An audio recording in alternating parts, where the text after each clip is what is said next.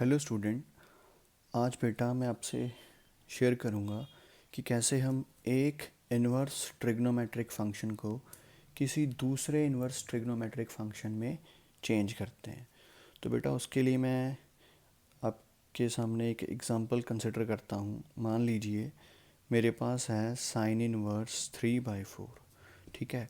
और मेरे क्वेश्चन का डिमांड है मेरे को इसको कन्वर्ट करना है टेन इनवर्स में। तो बेटा मैं कैसे करूँगा?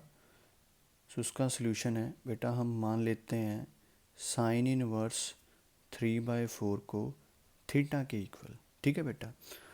बेटा इधर है साइन इनवर्स, जब जे साइन इनवर्स उधर शिफ्ट होगा ना तो बेटा उधर जाके जे बन जाएगा साइन। ओके।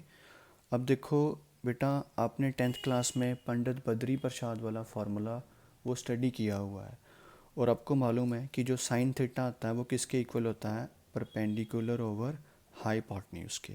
तो बेटा यहाँ से हमें परपेंडिकुलर का वैल्यू मिलेगा 3, हाइपोटेन्यूज का वैल्यू मिलेगा 4 और बेटा बेस का वैल्यू हमारे पास नहीं है। तो बेटा बेस का वैल्यू निकालने के लिए हम क्या करेंगे?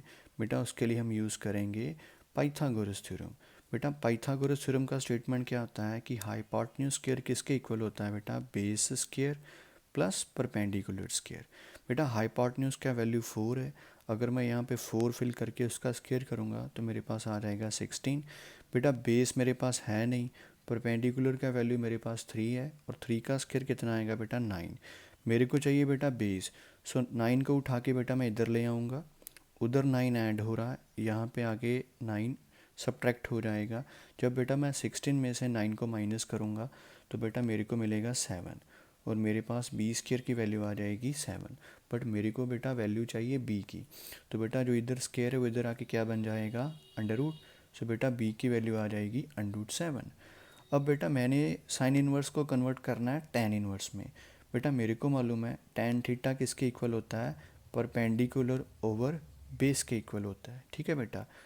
और यहाँ से मेरे को टेन थीटा की वैल्यू क्या मिलेगी? परपेंडिकुलर मेरे पास है 3 और बेस मेरे पास है बेटा √7, ठीक है बेटा। और एक चीज़ बेटा, मैं थीटा को इधर ही रहने दूंगा। बेटा इस टेन को उठा के अगर मैं उधर लेके जाऊंगा तो बेटा ये उधर जाके बन जाएगा टेन इनवर्स, ठीक है बेटा। तो यहाँ से मेरे को थीटा की वैल्यू क्या मिल जाएगी? Tan inverse √7।